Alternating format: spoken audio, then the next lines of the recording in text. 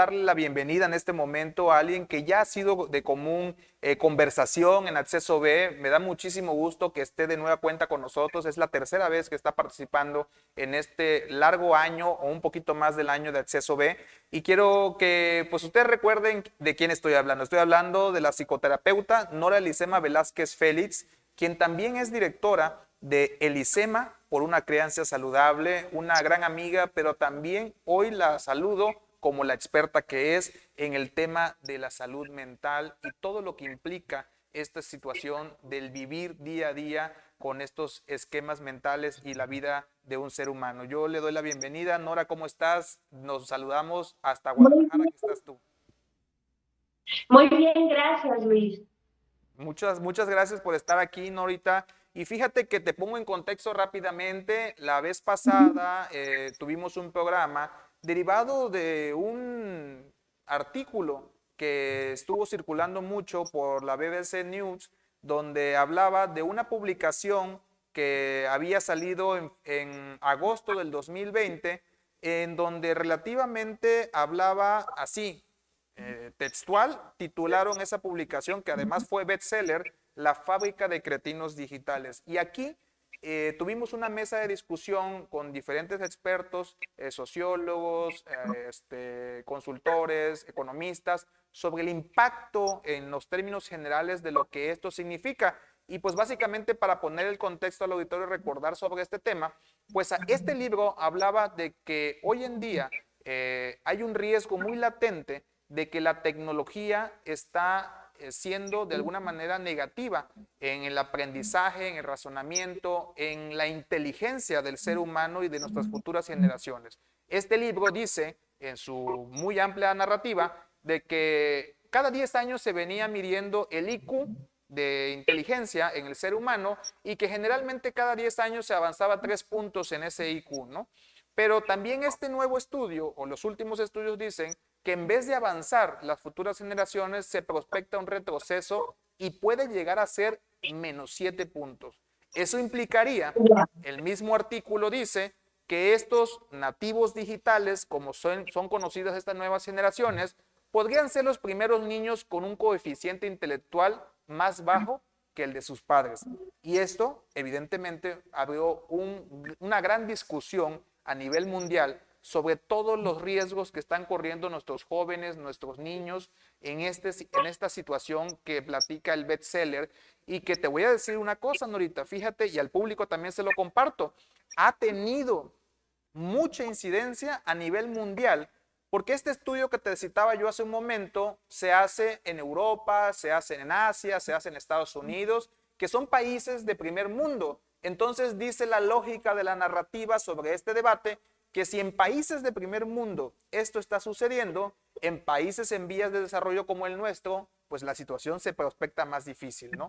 Y en este contexto, Nora, precisamente el presidente de la República, el licenciado Andrés Manuel López Obrador, las semanas pasadas o unos días antes de este programa, se posicionó en su mañanera en relativo a este tema de la importancia de autolimitarnos, y sobre todo a los padres se los dijo, autolimitarse en el contexto de que nuestros hijos estén viviendo una vida digital dedicada a los juegos de video, a las apps de celular, a las aplicaciones de televisión, a las series televisivas. Y dijo, esto necesita atenderse porque está presentando daños severos en nuestra niñez y nuestra juventud. Entonces, si estamos platicando desde este punto que pues ha sido un tema recurrente en las conversaciones de Acceso B, hoy quiero abordarlo contigo desde tu perspectiva, desde tu profesión, desde tu experiencia también como mamá, en el sentido de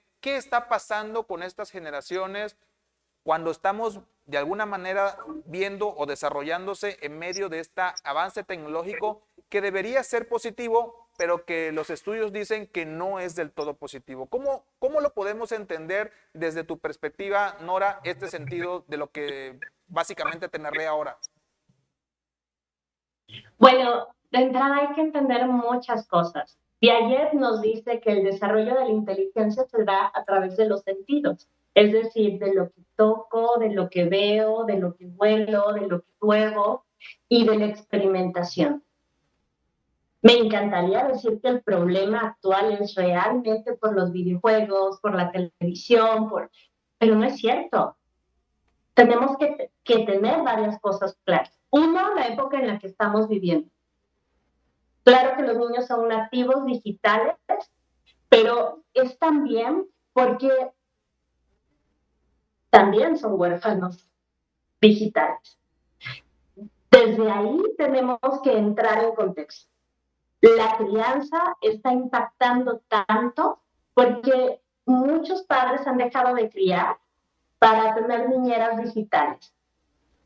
Y esto, ¿qué ha hecho? Que el niño deje de salir a jugar con sus amiguitos al parque, que deje de enlodarse, que deje de ensuciarse, que deje de correr, que deje de experimentar la vida y el mundo. Y entonces, si tú pones a un niño frente a una sobreestimulación visual y auditiva, todo le va a parecer aburrido. Seguramente han escuchado niños que nada les trae, nada los divierte y todo el tiempo es, estoy aburrido.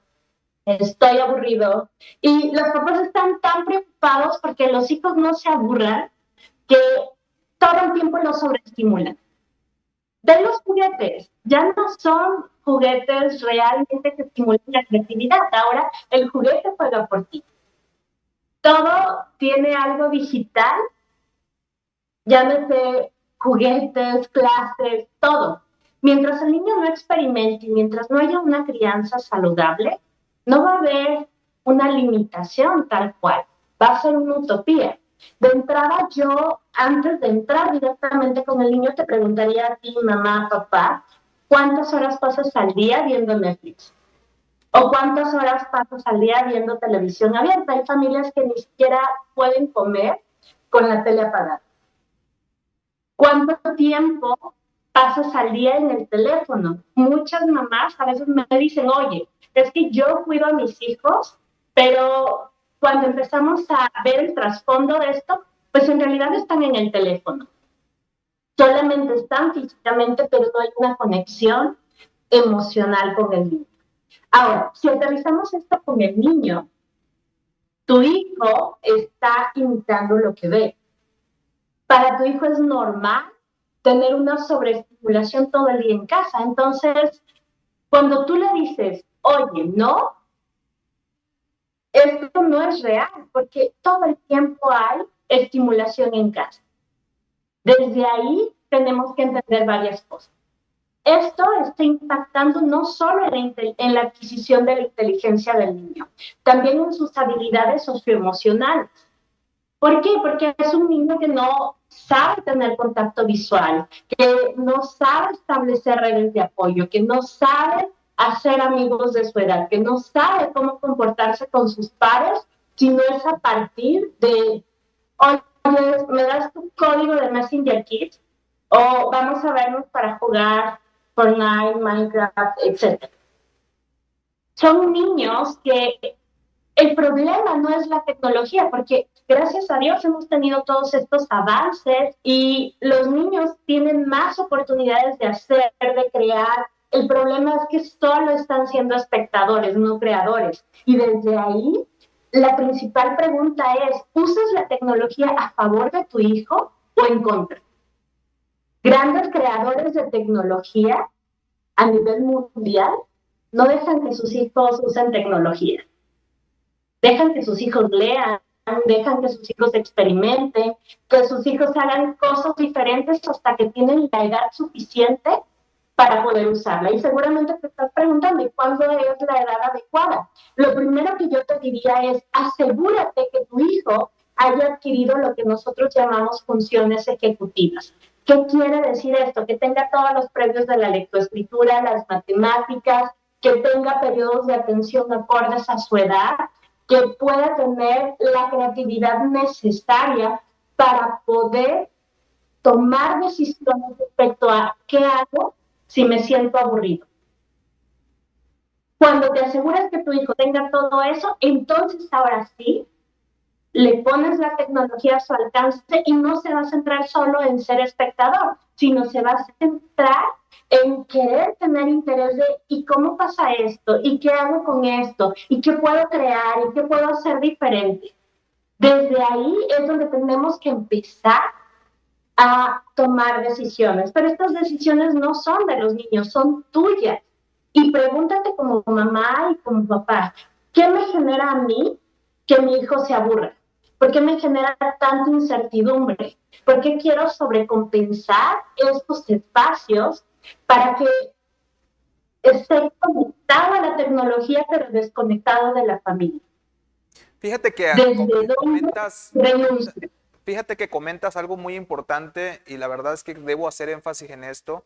Creo que comienzas muy bien al sentido de decir que más allá de la cuestión que marca el artículo sobre el referente a los nativos digitales, tú comienzas con esa frase o con esa idea clara de más allá de eso son huérfanos digitales, porque el hecho, a como lo estás planteando, de que la tecnología no es mala, evidentemente es dependiendo hacia a cómo la vincules o hacia dónde la direcciones, pues es que toma la tonalidad de bueno o malo.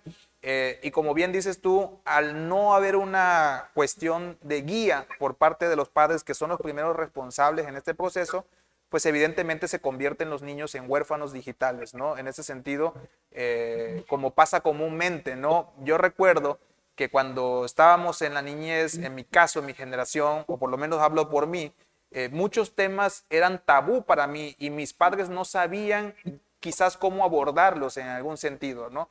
Y pues evidentemente nosotros buscábamos, ¿no?, las respuestas con los amigos, con los libros, eran otras épocas, pero al final de cuentas no teníamos la tecnología a la mano como la tenemos hoy en día. Entonces, básicamente en ciertos temas, pues nos conocíamos y éramos autodidactas, creo que se le conoce como en esa situación. Pero esto ya cambió con la tecnología, pues evidentemente al tener en la mano el aparato digital o la computadora a la mano en cualquier momento, pues sin duda alguna se abren, sin duda alguna, muchas informaciones de dudosa procedencia en muchos casos, de informaciones de impacto negativo para la mente de las personas, y pues evidentemente si no hay una guía al respecto, pues aquellos que busquen esa información van a tomar lo que encuentran y de ahí empieza de alguna manera un ciclo vicioso y la mente pues evidentemente se empieza a contrapuntear, a tener diferentes...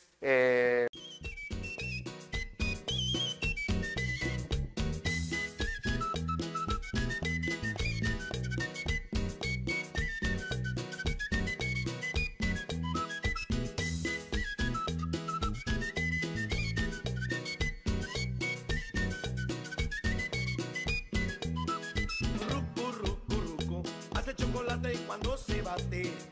Cao, cao, cao. Toda la chotalpa mandó cacao. Hace chocolate cuando se bate. Nosotros estamos orgullosos como huimanguillenses de Fábricas Emporio, porque se ha formado desde el principio de 30 años de lucha, desde el rancho hasta hoy estar en la ciudad como una fábrica ya establecida en apoyo a los huimanguillenses.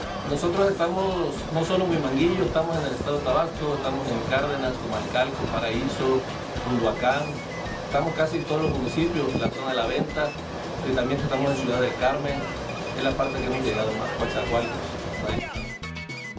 Órale, Frey. La japonesa de Nakajuca. Nos sentimos muy contentos cuando vemos en los establecimientos nuestros productos. Sabemos que está en el gusto de las personas, sabemos que está en el gusto de aquella población, entonces pues, es un orgullo para nuestra familia, que es un trabajo del día a día. De Huimanguillo me llegó tabaco, de esta hermosa me llegó rata. De Huimanguillo me llegó tabaco, de esta hermosa me llegó rata. Les esperamos aquí en Fábricas de Lácteos Emporio, en un servicio de 7 de la mañana a 3 de la tarde, con los mejores productos de Huimanguillo, con la calidad 100% naturales. Estamos para servirles. Dame mi chorote y guíndame la maca, pásame el chotal que la calor me mata. Dame mi chorote y guíndame la maca, pásame el chotal que el calor. Nosotros somos Fábrica de Lácteos Emporio, una empresa 100% huimanguillense. Ven y visítanos. Dame mi chorote y guíndame la maca.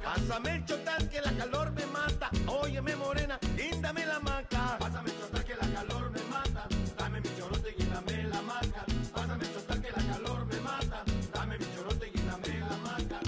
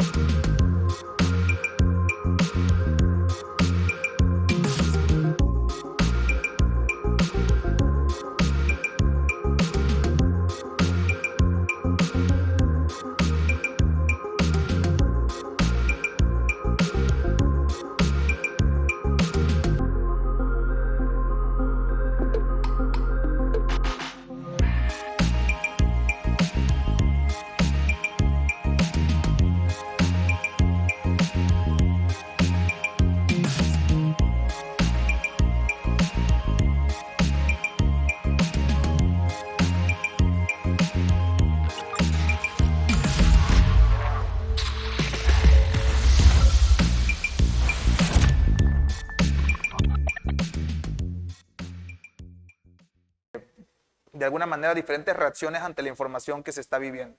En este contexto, Nora, ¿tú sí estás de acuerdo entonces con esa parte? Y te lo pregunto, ¿tú estás de acuerdo con esa parte de aprender a autoconocerse y que también eso permita autolimitarse y que pues evidentemente eso sería mejor que prohibir todas estas cuestiones que en otros lados del mundo están pasando?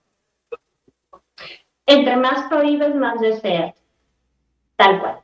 Okay. Cuando alguien dice no, tu cerebro inmediatamente dice, pero claro que sí. Lo mismo pasa con los niños. Te voy a dar algunas recomendaciones como muy claras para que puedas tomar decisiones al respecto y no genere dramas en tu casa, porque todos los papás cuando vienen conmigo, lo primero que me dice es que le digo, se va a la tablet y es, no, pero no he acabado el reto. Sobre todo porque actualmente hay juegos muy adictivos que son por retos.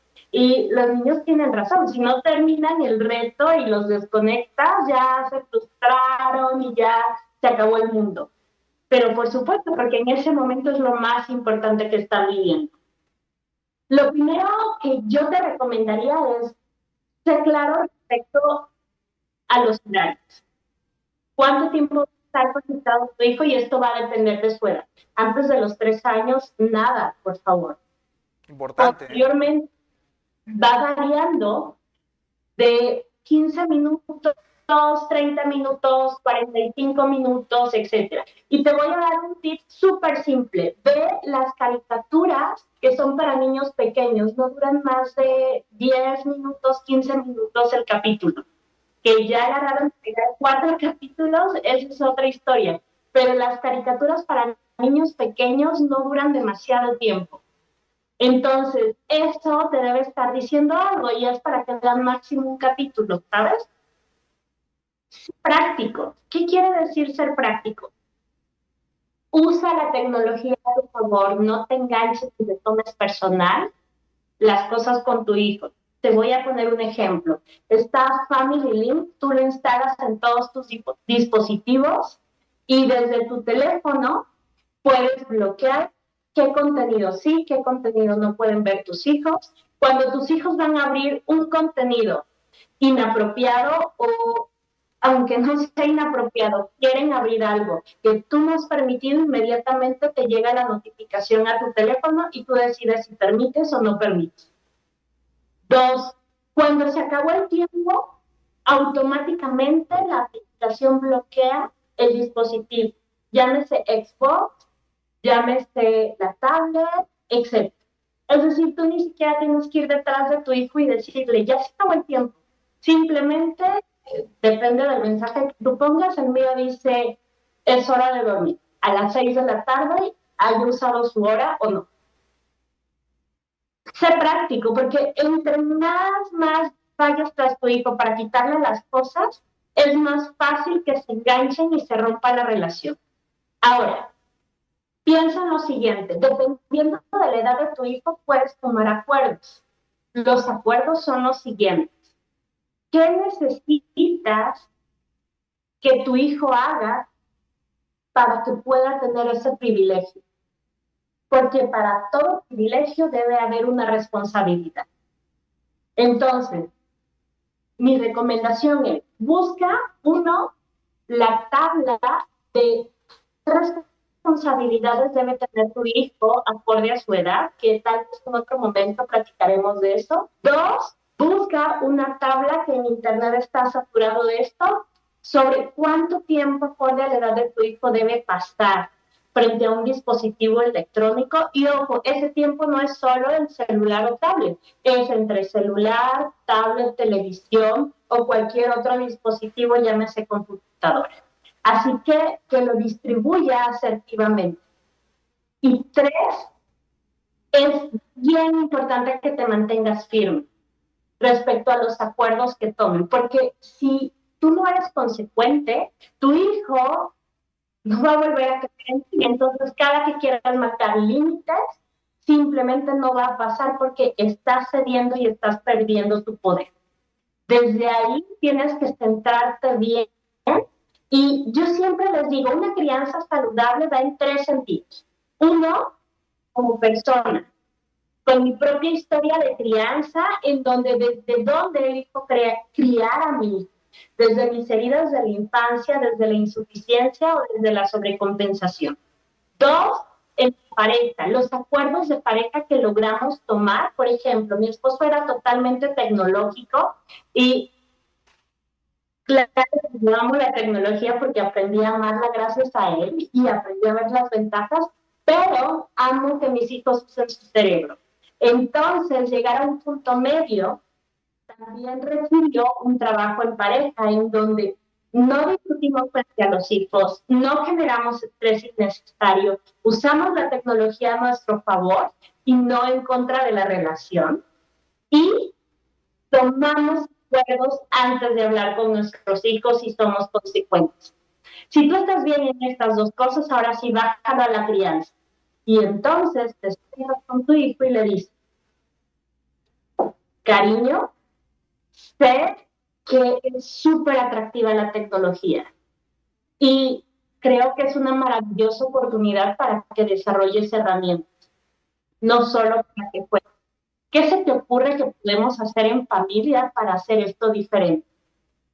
Y entonces puedes usar la tecnología también para que aprenda otro idioma, para que descubra nuevas ciudades, para que vaya a los museos. La tecnología no todo es malo, el problema es qué contenido es el normal para tu hijo. Desde ahí va cómo yo estructuro la crianza desde casi cómo lo aterrizo esto a favor de su educación. Porque recuerda, su cerebro es plástico. Todo el tiempo está aprendiendo tanto de lo bueno como de lo malo. Pero sus emociones hacen que aprenda más de tu ejemplo que de tus palabras. Así que usando esa combinación, tú puedes decirle, quiero que veas cosas positivas, pero si tú ves la novela a las 4, 5, 6, 7 con escenas inadecuadas para su edad y con contenido inadecuado, entonces no estamos siendo congruentes. Nora, y en este sentido, aprovechando tu conversación, yo te quiero preguntar, ¿qué podría decir Nora Elisema Velázquez, psicoterapeuta, directora de Elisema por una crianza saludable, en el sentido de ese posicionamiento del sector público o del ámbito público ante estos retos sin duda alguna, por ejemplo, me decían en la mesa pasada de diálogo, uno de los especialistas que estuvo aquí en esta mesa decía, esto también se debe abordar como salud pública. Es decir, es un tema que deben atenderse a través de estrategias para abordar todo ese tipo de cosas y de alguna manera crear concientización o crear conciencia más bien ante la opinión pública y los padres de familia, maestros y por supuesto todo lo que tiene que ver con la sociedad. ¿Cuál es tu posición al respecto en este tema, en el público? Es un problema de salud pública y hay que entender algo. La salud pública hace referente a todas las patologías que son estadísticamente significativas para la población. Es decir, que determinado número de población o determinado porcentaje ya lo está presentando. Lo que a mí me preocupa de esto es que los índices de obesidad, depresión y ansiedad en niños pequeños aumentaron. Me encantaría que es únicamente por el uso de la tecnología, pero la realidad es que va más allá de eso. Lo que sí podemos saber tal cual, hablando estadísticamente, en este momento que sí es un problema de salud pública, son estos 3 síntomas. ¿Qué hay detrás de esto? Pero por supuesto que hay un mal uso de la tecnología, pero también hay mala alimentación, un mal estilo de crianza, falta de reconocimiento y trabajo emocional en casa, violencia intrafamiliar, etc. Algo que yo sí he observado en los niños, parte de mi expertise es, yo soy maestra en rehabilitación neurológica infantil y trabajo con los niños con factores de riesgo y con trastornos autorregulatorios desde que prácticamente nacen. Entonces, me ha tocado ver la evolución del neurodesarrollo desde hace muchos años y algo que sí puedo decir con certeza es que un niño que tiene un trastorno en la autorregulación, tanto conductual como emocional, si no tiene límite en cuanto al uso de la tecnología, se va a ver alterado muchas cosas, no solo su atención, también se va a ver periodos de ansiedad importantes, alteraciones a la hora de dormir, se va a ver dificultades para autorregularse, para poder tomar turnos, para poder esperar, dificultades al momento de integrarse en la situación escolar, porque le va a costar mucho trabajo integrarse a un grupo con sus pares y experimentar el aprendizaje a través de sus sentidos. Esto, si no es atendido a tiempo, sobre todo dentro de los primeros 3 años de vida, donde a los 3 años inicia la educación preescolar, si no es atendido en esto, para tercero de preescolar, lo más seguro es que tengamos un niño con problemas de atención severos, que le está costando mucho trabajo adquirir previos de la lectoescritura y las matemáticas. Y entonces, si durante este tercer año de kinder no logramos que empiece el desarrollo de sus funciones ejecutivas de la forma más adecuada posible, a los 6, 7, 8 años vienen para un diagnóstico de déficit de atención. El problema principal es que la crianza es un compromiso a largo plazo y como padres nos estamos centrando en querer resolver el síntoma que se presenta, llámese problemas de atención, problemas de aprendizaje, problemas de autorregulación, conductas acting out, en donde los niños tienen dificultades para expresar sus emociones y relacionarse con otras personas. Niños con dificultades siquiera para poder integrarse a un juego. Cuando vienen con todos estos síntomas y ansiedad de no quiero dejar mi casa, o es que cuando le voy a apagar la televisión o le voy a quitar el dispositivo, me grita, hace un berrinche como nunca, todo el tiempo parece que está ansioso y buscando un dispositivo, el teléfono, no me puedo descuidar porque ya agarro cualquier cosa, llámese mi celular, mi tablet, mi computadora, lo que sea. Entonces, empezamos a ver periodos de ansiedad fuerte como un síndrome de abstinencia, tal cual como cualquier otra droga. La única diferencia es que esta es una droga socialmente aceptable, pero nuestro cerebro lo procesa exactamente igual que como cualquier otra.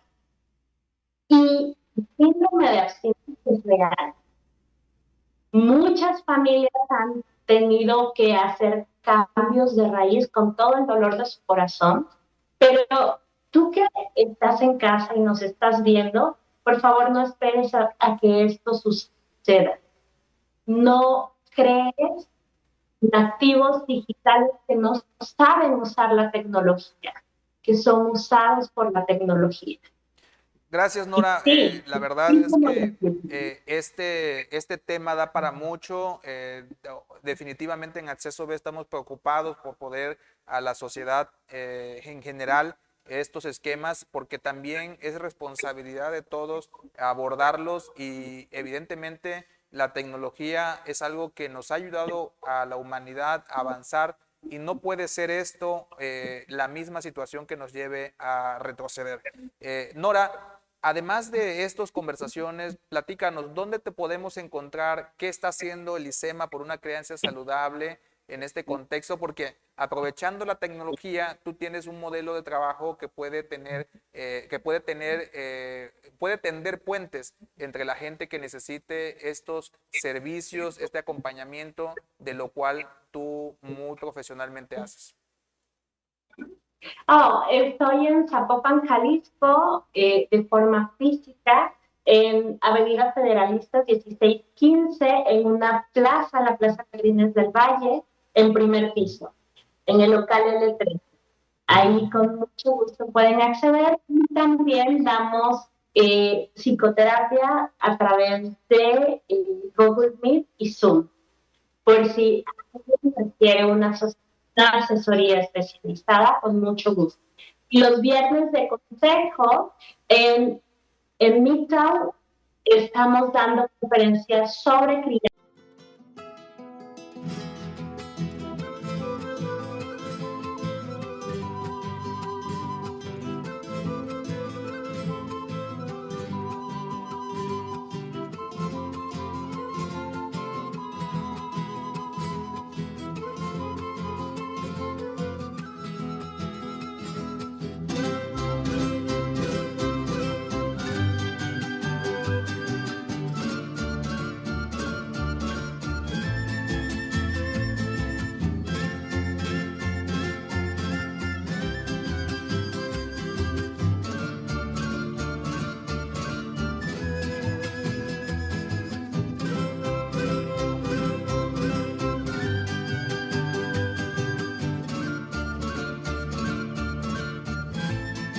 Muy satisfecho por mi trabajo, prácticamente estamos generando empleo al de la ruta, que va a recoger la ruta, que tenemos el que nos hace el queso también de hebra, porque también hacemos el de hebra, doble crema, el panela, el fresco, botanero y otros quesos más.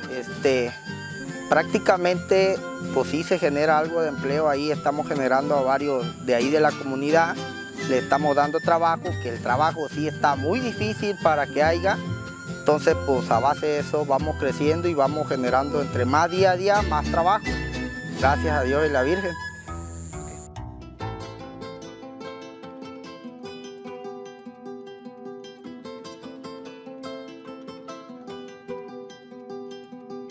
Desde la comunidad Francisco Martínez Gaitán, municipio de Huimanguillo, que sería Tres Hermanos, te invitamos a que vengan a probar nuestro producto. Que sería Tres Hermanos, te esperamos.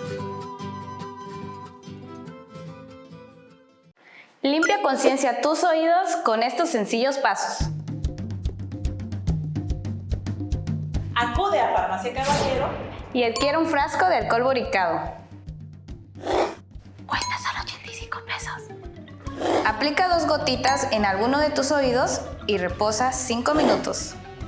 Repite este paso en tu otro oído.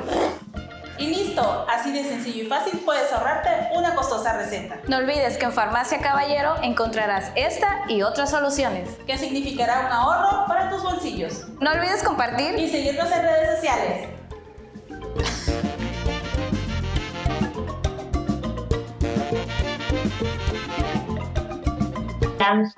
Este viernes 29 vamos a hablar sobre Yo Puedo Hacerlo, cómo empoderar a tu hijo para que él sea autónomo acorde a su edad y no solo facilitar.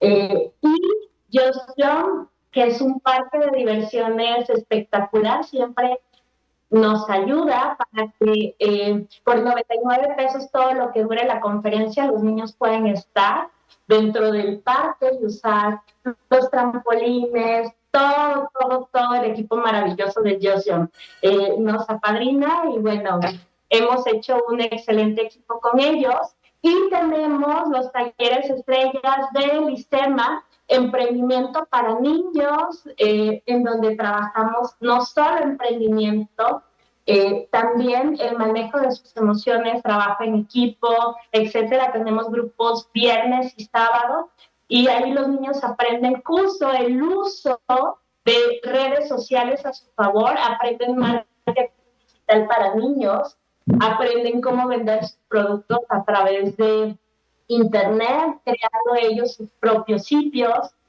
aprenden el uso responsable tal cual de Facebook, Instagram, TikTok, etcétera, y cómo usarlo para ganar dinero. Tenemos grupos de niños muy pequeñitos y adolescentes. Tenemos nuestro programa Estrella Regular, en donde exclusivamente trabajamos el desarrollo de funciones ejecutivas, periodos de atención, aprendizaje y emociones. Nuestro lema siempre es: sin emoción no hay aprendizaje. Así que tratamos que en todos nuestros programas los niños no solo disfruten, se diviertan, sino que se emocionen al saber que ellos pueden hacer las cosas por sí mismos sin importar qué tan difícil parezca. Y tenemos, bueno, nuestros talleres de Conocerme es Amarme, Crianza Saludable Empoderando Familias y muchos otros. Muchas gracias, Nora. ¿Tus redes sociales nos las repites, por favor? Claro, nos encuentran en Facebook como @elisema, Instagram @elisema, TikTok elisema, @elisema talleres y Twitter @elisema. Muchas gracias, Nora. Te envío un fuerte abrazo hasta Zapopan, Jalisco, y les recomendamos que sigan las redes sociales de Nora Elisema Velázquez, psicoterapeuta, directora general de Elisema por una crianza saludable. Nora, me da muchísimo gusto que hayas acompañado en esta nueva etapa, nueva temporada de Acceso B. Te envío un abrazo enorme, lo mejor siempre, y espero saludarte próximamente. ¿Qué te parece si nos vemos en 15 días y platicamos de esto que estás haciendo también en un proceso de amor propio, como tú lo dices?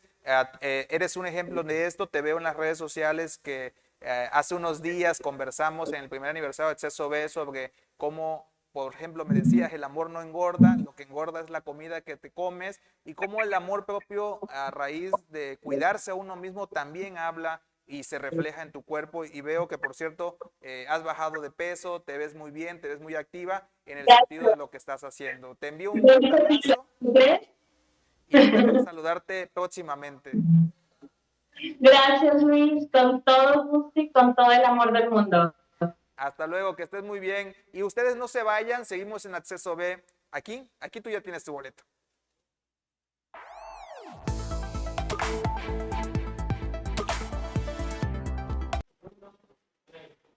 Gracias por sintonizar Acceso B. Recuérdenos, en redes sociales nos encuentran en 7 plataformas: Branding Office 1, Radio Choca Digital, Noa Media MX, Canal 8, Tu Nueva Visión, por supuesto en Instagram a través de Radio Choca 5, y también, por supuesto, a través de los canales de YouTube, Noa Media MX y Luis Daniel Benavides Martínez. Suscríbase, regálenos un me gusta y comparta esta información que estamos seguros le va a ser de mucho interés en esta nueva temporada de Acceso. Gracias por estar aquí. Aquí tú ya tienes tu boleto. Mi nombre es Luis Benavides y te doy la más cordial bienvenida otra vez en este enlace que estamos haciendo en relación a temas trascendentales. Hoy también vamos a platicar con alguien que ustedes ya conocen muy bien, Alejandro García Medina, quien es economista y emprendedor, creador de OkRabbit.com, por cierto, síganlo en redes sociales. Y hoy vamos a hablar de un tema que ha generado tendencia a nivel nacional por el tema, lo que usted conoce como la alza en el gas y en diversos servicios que son de mucha valía para nosotros, por el tema de la inflación. Pero vamos entendiendo este tema y te agradezco que estés aquí con nosotros, Alex, en este contexto. Luis. Partamos por lo primero, para entender en términos muy básicos qué es la inflación, Alex. Sí, hola Luis y muchas gracias. Sí, mira, la inflación es uno de esos temas que vale muchísimo la pena el estar revisando continuamente, ¿no? porque los factores que la mueven pues son sumamente cambiantes. Entonces siempre vale la pena estarnos actualizando sobre ese tema, porque además es muy trascendente, porque básicamente nos pega a todos en los bolsillos, ¿no? Entonces nosotros, cada uno de las amas de casa, de los amos de casa, de todos conocemos, digamos, de alguna forma intuitiva la inflación, porque nos pega, ¿no? Entonces, en ese sentido, ¿qué es la inflación? Pues la inflación es el alza generalizada de los precios. Esta alza generalizada de los precios de los bienes y servicios está medida por el índice de precios al consumidor, ¿no? Esto pues son un seguimiento de precios que el Banco de México y los bancos centrales de todo el mundo realizan, y con eso contabilizamos la inflación. Pero una forma de definir la inflación que es más entendible para todos es que la inflación nos mide el poder de compra. El poder de compra exactamente, que cada uno tiene. Y en ese sentido, pues podemos hablar que si nuestro poder de compra se ve disminuido, entonces es que hubo una inflación alta. Si nuestro poder de compra ha aumentado, podemos decir que la inflación en términos reales es menor, es negativa, inflación negativa o incluso deflación. Y también podemos hablar que si nuestro poder de compra se ha mantenido constante, es que no ha existido inflación. En ese sentido, la inflación es una erosión, es un desgaste de nuestro poder de compra. Entendiendo así la inflación, tenemos que entender que hay dos factores que mueven la inflación. El primer de esos factores es lo que yo llamo inflación ruido, que es básicamente, ¿por qué la llamo ruido? La llamo ruido porque es una inflación transitoria, es una inflación que es casi aleatoria, es decir, que va subiendo y bajando como algo que no es difícil de prever, ¿no? Y en ese sentido, esa inflación tiene mucho que ver con la oferta y demanda de las cosas en ese preciso momento de la historia. Y voy a aterrizar en ese punto en particular. Hoy tenemos un gran problema con el precio de la gasolina, el precio del combustible, del petróleo, el precio obviamente también del gas, de toda la parte de energías. Y tenemos también grandes problemas en los precios de los automóviles, los electrodomésticos, todo eso. ¿Por qué? Porque hoy por hoy, en este mundo post pandemia, tenemos grandes crisis en las cadenas de suministro de todos los bienes y los productos electrónicos en el mundo. Tenemos esta gran crisis de plantas cerradas y de plantas que no se dan abasto para alcanzar la demanda, con los chips, por ejemplo, originados en Taiwán. Esto ha hecho que pues tengamos una inflación muy fuerte, pero esta inflación tiende a ser transitoria. ¿Por qué tiende a ser transitoria? Porque cuando tenemos una restricción de la demanda y los precios suben, entonces los productores, los empresarios ganan más dinero. Y entonces estos productores y empresarios deciden ganar todavía más dinero al producir más, porque el precio es más alto. Entonces dices, ¿sabes qué? Voy a invertir y voy a producir más. Eso provoca que haya una mayor oferta. Y al haber una mayor oferta, entonces los precios bajan, porque ahora ya no tenemos el problema de que hay una escasez, ahora hay una abundancia, ¿no? Entonces ese aumento de los precios nos lleva a que haya una mayor inversión y por lo tanto una mayor abundancia, y ese efecto de la subida de precios, esos precios van a ir disminuyendo. Pero ese es un componente de la inflación. El otro componente de la inflación es el componente de lo que muchos economistas llaman la inflación monetaria, ¿no? ¿Qué es la inflación monetaria? Pues algo que todos sabemos es que todos los precios están expresados en dinero. El dinero, la moneda, como un numerario, es decir, como, pues sabes que esto cuesta 6 pesos o 5 yenes o 10 dólares, todo eso está expresado en moneda. Entonces, en ese sentido, si los países del mundo imprimen más dinero, más moneda, más circulante, entonces al haber más dinero en la economía, ese dinero puede y los bienes y servicios son los mismos, se mantienen iguales, al haber más dinero, eso quiere decir que el dinero vale menos. Y como vale menos, entonces los precios suben, porque ese dinero alcanza para comprar menos. ¿Por qué? Porque la economía no necesita tanto dinero, necesita una cantidad determinada. Y si los bancos centrales imprimen más dinero que lo que la economía necesita, entonces el dinero vale menos. Esa es la inflación monetaria.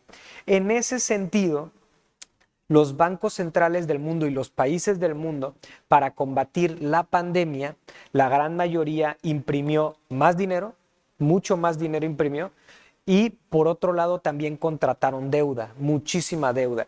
Y al final de cuentas las deudas hay que pagarlas, ¿no?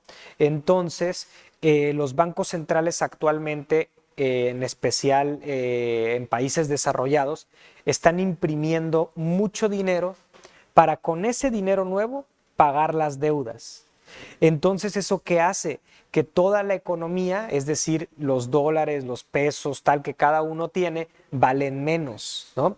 Entonces tenemos esos dos grandes componentes. Por un lado tenemos crisis en las cadenas de suministro y por otro lado tenemos gobiernos que han estado pues despilfarrando dinero o contratando, imprimiendo mucho dinero y contratando deuda, ¿no?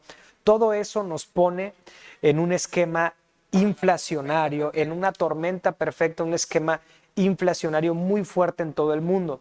Entonces, ¿qué se prevé para este año y para 2022 y 2023?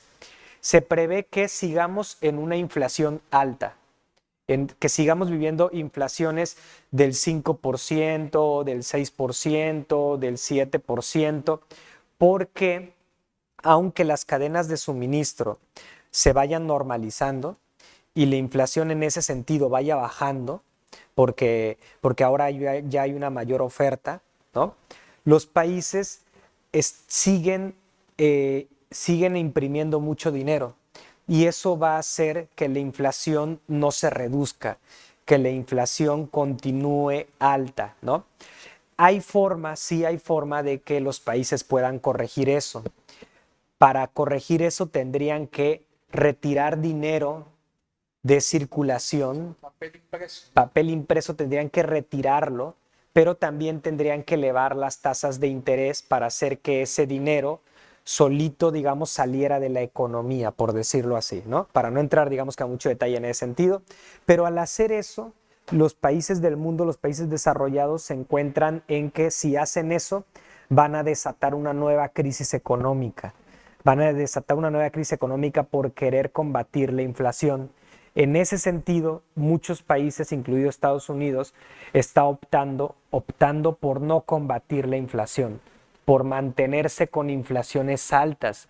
Y eso le pega a México. Fíjate que en ese contexto tú nos has venido platicando sobre los posibles escenarios y que, bueno, ahí está en las redes sociales, en los programas que hemos tenido de participación, y fuiste muy enfático hace meses cuando platicábamos de esto, que ya hoy estamos viendo como ya un hecho totalmente esclarecido para todos, de cómo Estados Unidos, por ejemplo, que es la economía que más impacto nos da a México, evidentemente iba sobre ese camino y bueno, lo estamos viendo, ¿no? Ese impacto llegó. En esa época tú nos decías, México hace bien al no contratar deuda, hace bien en el sentido de mantener cierto margen de maniobra según el Banco de México. Nos platicabas en esas fechas de que lo veías tú como positivo para poder enfrentar esto que se está viviendo. Es decir, esto que en esta semana amanecimos con la inflación del 6.2%, que aumentó precios del gas, electricidad, turismo, transporte, toda esta situación. Yo lo vi reflejado en términos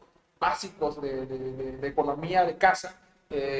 Hace unos 3, 4 meses yo compraba, en la casa de ustedes compraba yo el tanque de gas en 400 y fracción, y hoy que se me acabó la semana pasada lo llegué a comprar en 500 o más de 500 pesos, y eso que está subsidiado en el caso de Tabasco, ¿no, Villahermosa? Entonces, y en otras partes de la República, pues yo creo que es mayor el impacto, ¿no? Que se ha generado toda una tendencia respecto de ese tema. Pero el punto es que la inflación está impactando de manera, evidentemente, aumentando los precios. Y eso tú ya lo prospectabas, Alejandro. Hace meses aquí platicabas de que este escenario iba a estar en este contexto. Ahora yo te pregunto, como bien lo viste en ese momento, aquellos meses atrás veías este escenario, ¿qué podría hacer el país o qué podríamos hacer y también qué podríamos hacer nosotros en economía básica para enfrentar esta situación? México está haciendo lo que el libro de texto dice que tiene que hacer cualquier país prudente. En ese sentido, México está tomando un camino distinto al de muchas economías, muchas potencias.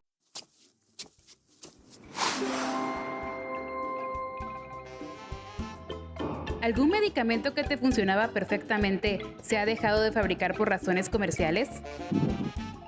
O simplemente necesitas un medicamento concreto, pero individualizado de acuerdo a tus necesidades. Estas y otras lagunas medicinales se resuelven con las fórmulas magistrales y oficinales. ¿Sabías que las fórmulas oficinales son fórmulas elaboradas y dispensadas en una farmacia de acuerdo al formulario nacional? Estas fórmulas están probadas y son utilizadas para la elaboración de medicamentos y tratamientos de diversos padecimientos o enfermedades. Mientras que las fórmulas magistrales son un medicamento prescrito por un médico para pacientes personalizados que por diferentes razones no pueden ser tratados por una especialidad farmacéutica. Para su elaboración es necesaria una receta médica que será exigible en cualquiera de las farmacias. En la terapéutica actual, la prescripción de un medicamento a la medida del paciente puede ser la mejor opción cuando el medicamento estándar solo está disponible a ciertas dosis y se necesita en otra dosis distinta. Se necesita en una forma de administración que no está disponible comercialmente. Se ha dejado de fabricar por razones comerciales. Es necesario adaptar el sabor, por ejemplo en determinadas soluciones pediátricas. Debe elaborarse según una fórmula especial, sin aditivos, sin colorantes, sin lactosa, etc. En Farmacia Caballero, desde 1932, siguiendo los ideales de nuestro fundador, el químico Ernesto Caballero González, seguimos comprometidos con la salud de la ciudadanía tabasqueña. Te esperamos en cualquiera de nuestras dos sucursales, Pino Suárez y Plaza Luna, porque la salud es lo primero. ¡Ven a Farmacia Caballero!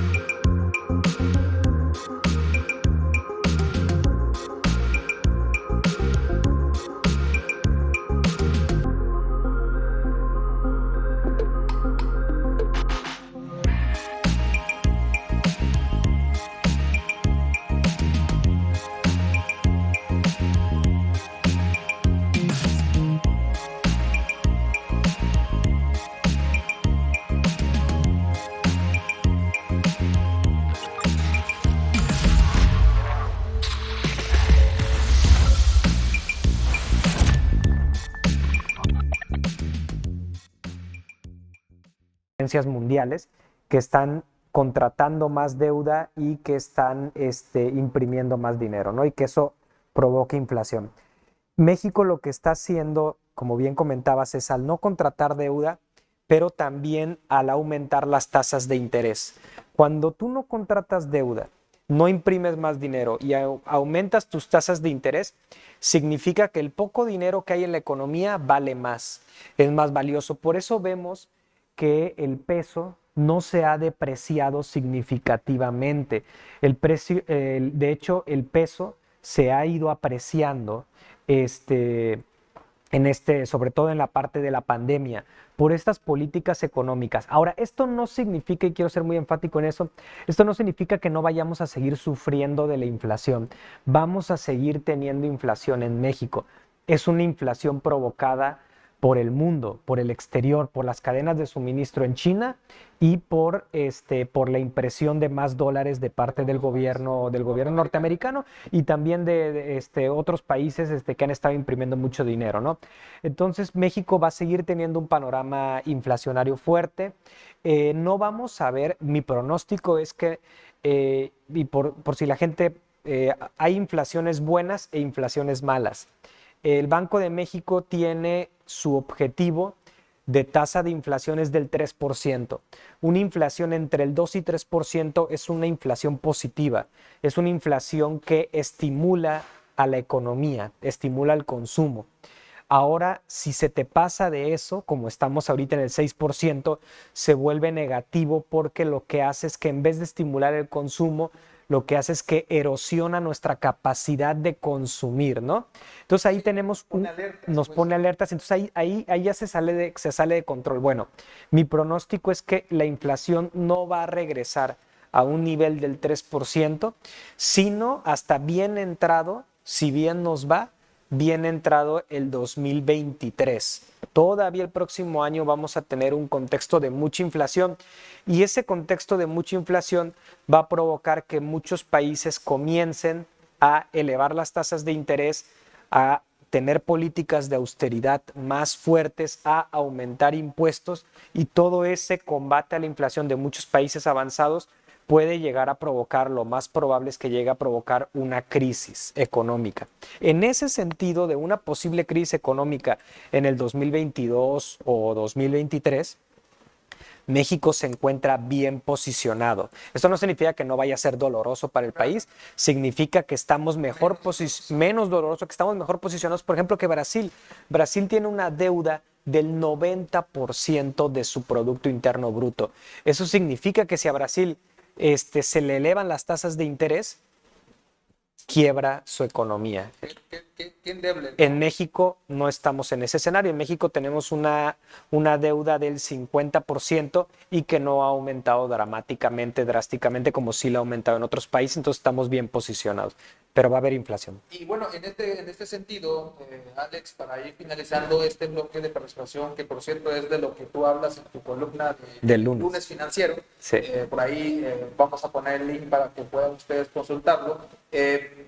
En este contexto, Alex, ¿qué debe hacer el mexicano? ¿Qué debemos hacer los trabajadores, la clase media, la cuestión, el día a día? Pues, ¿qué recomiendas tú como economista y como también parte de una sustento de tu familia? ¿Qué recomiendas hacer ante esta situación que estamos viviendo? Es muy complicado protegernos como sociedad, como individuos, es muy complicado protegernos de la inflación. Y antes era todavía más complicado. Por eso, ¿qué pasaba?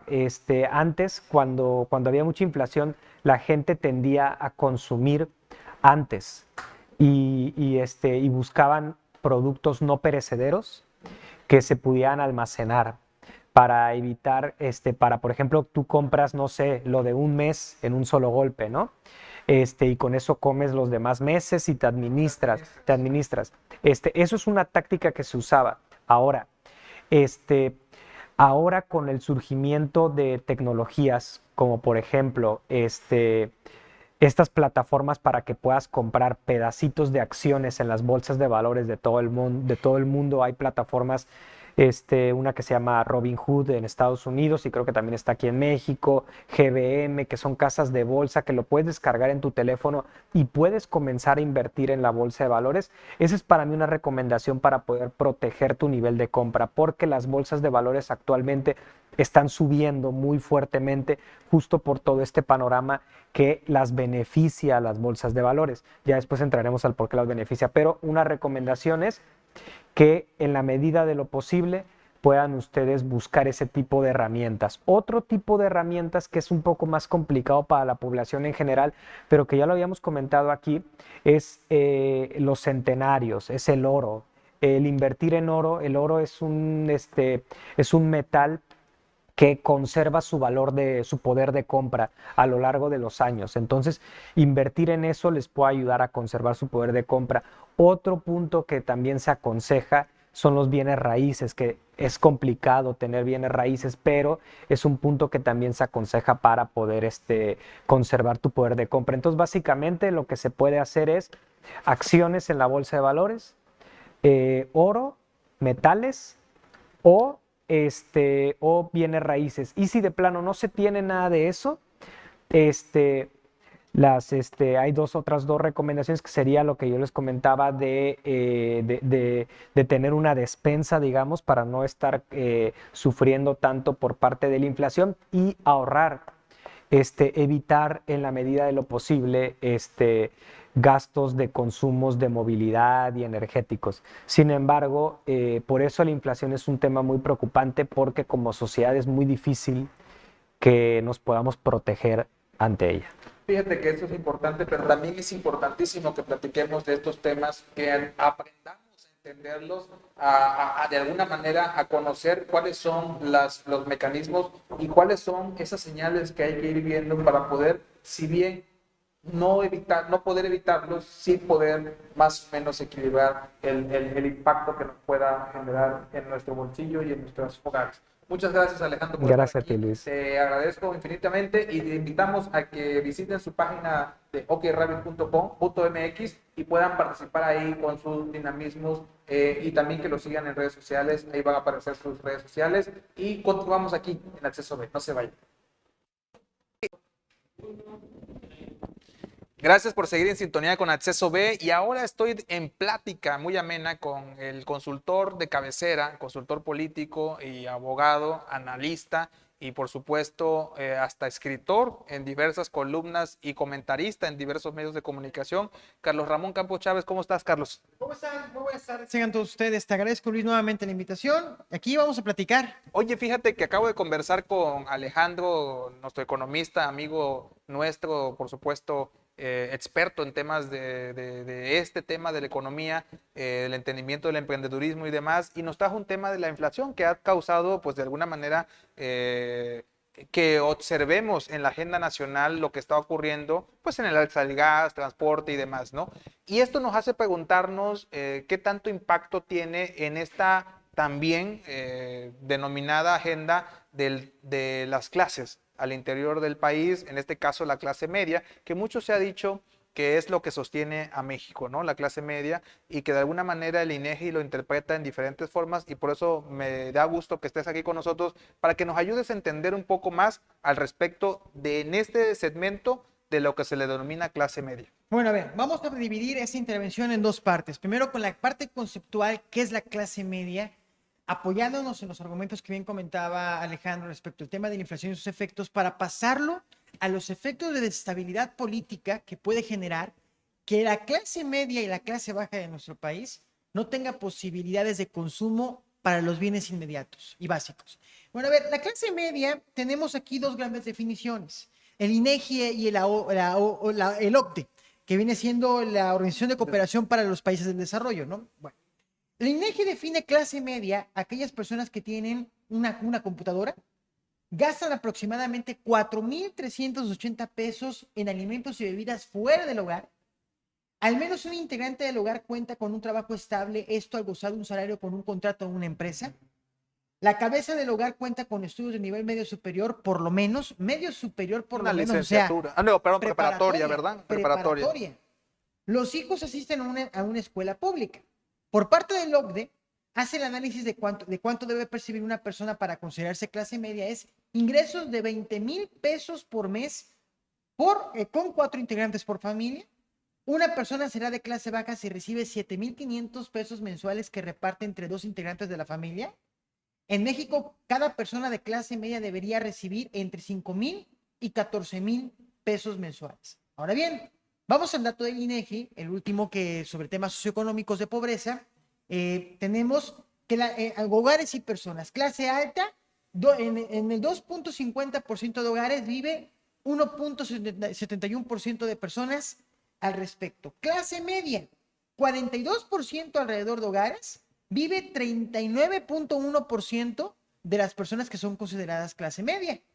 Clase baja, del 55% de los hogares alrededor, vive 59% de las personas de este país en los hogares. O sea, a grandes rasgos, tenemos una lógica de economía familiar, de sobrevivencia familiar. Viven más personas en una casa familiarmente hablando, clase baja y clase media. Y a partir de ahí vamos aquí a las secuelas. A mí lo que me preocupa desde la parte del análisis político. El COVID-19 vino a frenar una inercia de desarrollo, una inercia de crecimiento. Se te reduce el poder adquisitivo por cualquiera de las medidas buenas o malas que se hayan tomado por parte de los gobiernos a nivel política monetaria, política fiscal y otros instrumentos que tiene el Estado para poder garantizar ese piso mínimo de calidad que deben tener las familias, en el consumo sobre todo. Frenas el desarrollo con el COVID-19 y con esta situación que estamos viviendo frenas proyectos de vida. La clase media que nosotros concebíamos antes del COVID-19 no puede ser la clase media de hoy en día. Porque tu expectativa de vida viene a la baja.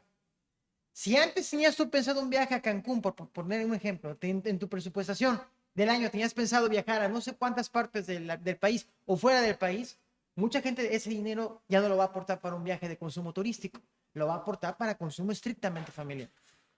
Y así como un ejemplo turístico, que por cierto el turismo es una de las la tercera fuente de ingreso más importante que tiene este país. Por eso también muchas zonas hoteleras, turísticas, comerciales, de servicios tronaron el año pasado, que ahorita comentan algunas cifras que están teniendo signos de recuperación, pero a mí lo que me preocuparía más de una cifra macroeconómica es la parte microeconómica de las familias, Claro, el el consumo impacto que familiar. El consumo familiar te dice todo. Si bien es cierto, hay otras cifras que acaban de salir del INEGI que dicen que el poder adquisitivo se ha recuperado. El tema no es tan solo el poder adquisitivo, sino también el consumo que estés teniendo, el tipo de consumo. Aquí lo que tenemos es voy a tomar ese término de erosión, desgaste de una clase media que tiene una expectativa de vida para este año que ya no va a ser. El tema es que una recuperación de carácter económico no se tiene en el corto plazo, se tiene en el mediano plazo, normalmente, o hasta largo plazo. ¿Qué es lo que se observa? Es consecuencias sociopolíticas. Ya tenía una expectativa de vida, tenía un concepto de lo que era este gobierno, esta administración, estas políticas. Oye, ya no me alcanza. Olvidémonos del discurso de la idea. Ya no alcanza en las familias mexicanas tener un estándar de vida que tenían antes del COVID-19. El tema no es el consumo por cantidad, sino de calidad. Esa es la clave. Y eso es un tema cualitativo, no es cuantitativo, porque la gente tenía una expectativa de vida que ya no va a ser ahorita. Eso está pasando en todo el mundo, sobre todo en todas las economías de consumo como las liberales en Estados Unidos, toda la región de América Latina, el sector europeo. Vaya, estaba leyendo un artículo en España que el gobierno español está ofreciéndole a los jóvenes, creo que 500, 800 euros al mes para que se salgan de la casa de sus papás. En España tenemos un problema, pues es para ponernos a pensar en el ámbito juvenil, que ahí podemos ir más arriba. En el ámbito juvenil tenemos una de las generaciones más preparadas de la historia, y no tenemos la posibilidad de generar oportunidades para todas estas generaciones en el sector que sea. Eso es clase media. Porque si aquí observamos, uno de los estándares es que tenga el mínimo una educación media superior. Hay mucha gente con posgrados que no encuentra empleos de calidad para inclusive independizarse y buscar otros modos operantes de vida. Entonces, yo lo que estoy observando es que esto es un caldo de cultivo para discursos extremistas, para efectos de poder, generar una agenda política y en las siguientes elecciones proponer una agenda alternativa, independientemente si sea democrática o no sea democrática. Latinobarómetro acaba de sacar unos datos muy interesantes, Luis, al respecto de, primero, la percepción de la ciudadanía en América Latina es que esta democracia gobierna para las élites. Tú ahí tienes un punto, un caldo de cultivo para una lógica antisistémica. Pero un segundo elemento, Alejandro Moreno la semana pasada, saca un artículo haciendo una crítica interesante sobre el factor del cómo está la preferencia con los autoritarismos o las autocracias. Bueno, 25% de los jóvenes preparados en una posición ciertamente sostenible prefieren un sistema autoritario a un sistema democrático. El tema no es estrictamente educativo, nada más. Es un tema aspiracionista. No tenemos, que quede claro, yo no estoy en contra de que aspiremos a un estándar de vida importante, de calidad. El tema es que esta situación que estamos viviendo nos está restando la mínima calidad de vida. La mínima calidad de vida. Entonces, vamos a decir, el Estado como tal, como el gran organizador, una de las importantes organizaciones de la sociedad dentro de la comunidad, no está sabiendo responder a expectativas de vida de gente que se preparó para tener estándares no solo mínimos de calidad, sino más allá de. Hay que decirlo muy claramente. Lo que mueve a los estados y a las sociedades y a las economías son las clases medias y las clases bajas también. Sí, Porque son quienes consumen. Sí, claro, por supuesto. Al final de cuentas el motor, el que le da agilidad a la moneda, a la economía, y por supuesto eso es parte del proceso, ¿no? Ahora, aquí, ¿cómo calificarías, Carlos, el papel del gobierno mexicano ante esta situación que me estás platicando? Tomando en cuenta todo lo que anteriormente igual nos platicó Alejandro Medina al respecto de la crisis que trajo el COVID, el tema de la escasez de servicios, productos y demás.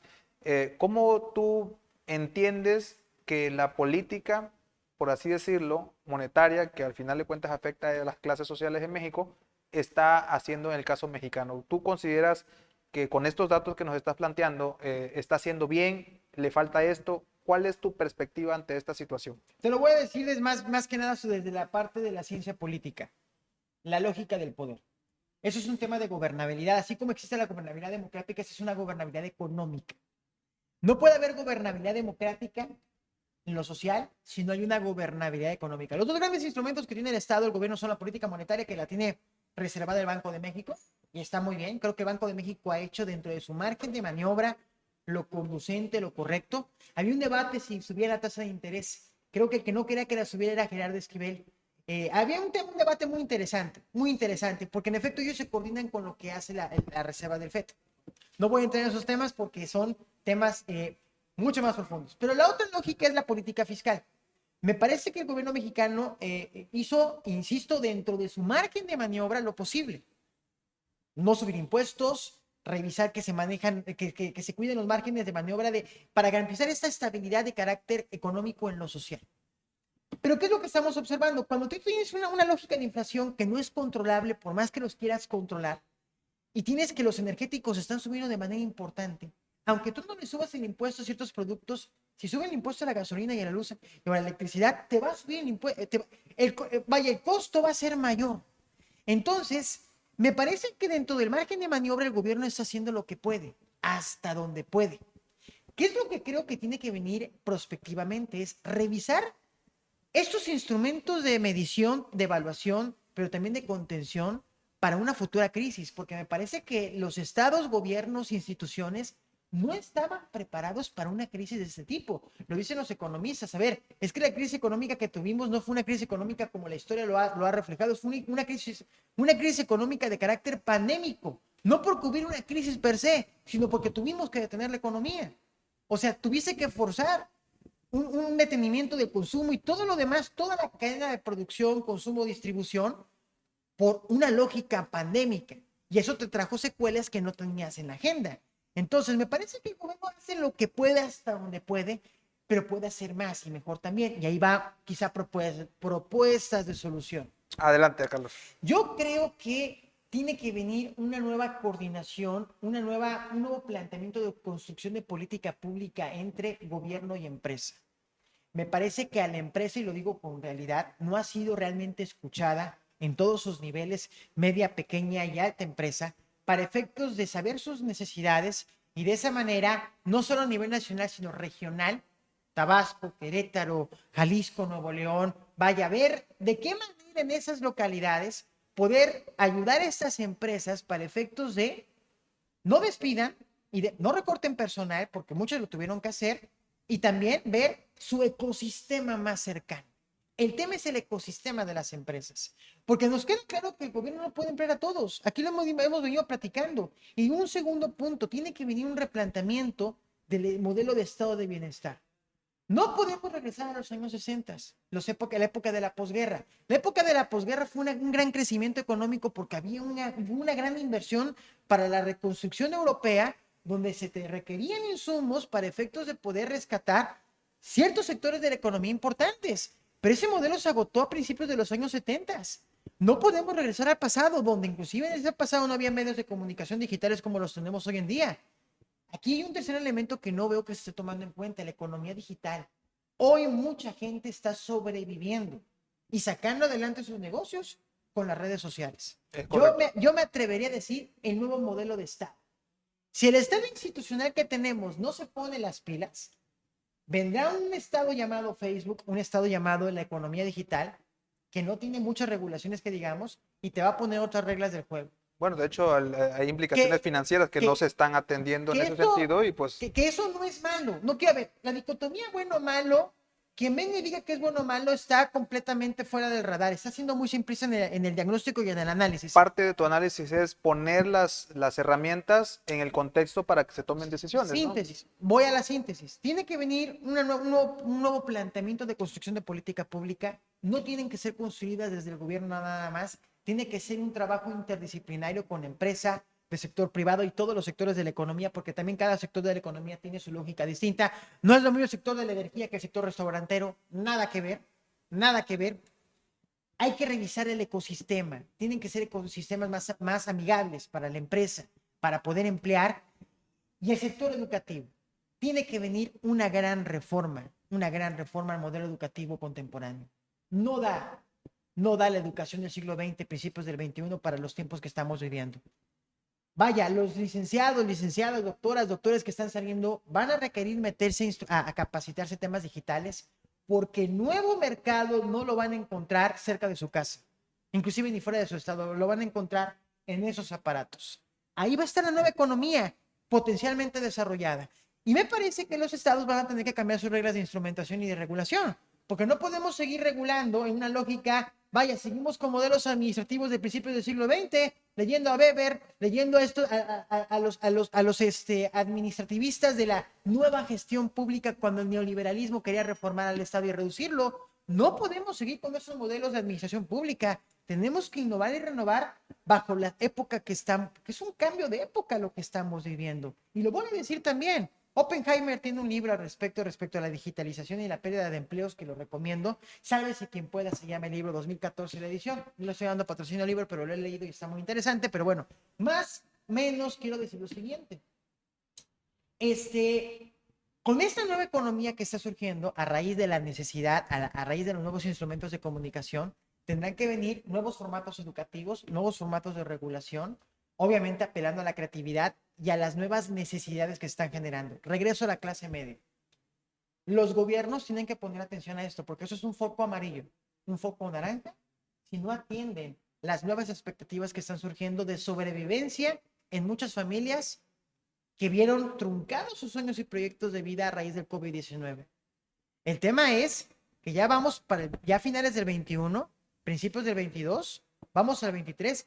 A ver, ya se acabó la administración, tenemos que gobernar para lo inmediato, para la coyuntura presente que se está presentando. El tema que vienen nuevas generaciones. Un dato monográfico. 2024 va a ser el punto alto donde nuestro país va a tener la mayor cantidad de jóvenes. De ahí viene el declive. El tema que jóvenes como nosotros, que estudiamos, nos preparamos, vaya, conozco sus carreras, vaya, mucha gente de nuestra generación que se preparó para tener estándares de vida importantes, el ecosistema no te los está ofreciendo. Carlos, un tema muy interesante de lo que hemos estado conversando en este sentido, te invito a que sigamos participando e incluso vamos a estar leyéndote muy atentamente porque ya próximamente nos vas a deleitar con tus columnas igual en este ejercicio de opinión que muy bien haces tú junto con otros amigos que compartimos la mesa aquí en Acceso B. Te invito a que lo hagamos próximamente. ¿Dónde te encontramos en redes sociales rápidamente? Te agradezco. Nada más un último apunte, rapidísimo. La clase media y la clase baja han sido los motores de transformación de todas las sociedades a lo largo de la historia. Ahí están los verdaderos cambios. Queremos conocer el futuro, tenemos que saber cómo están viviendo y sus expectativas de vida. El proyecto de vida es un derecho humano y ese hay que cuidar. ¿Dónde me pueden encontrar? Me pueden encontrar en carlos.campos@life.com.mx, mi correo personal y también profesional.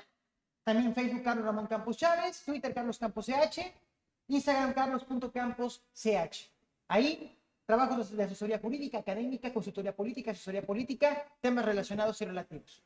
Muchas gracias por su atención. Muchas gracias a ustedes por acompañarnos en Acceso B. Aquí ustedes ya tienen su boleto, nos estamos viendo y bienvenidos a esta nueva temporada con nosotros. Estamos en sintonía.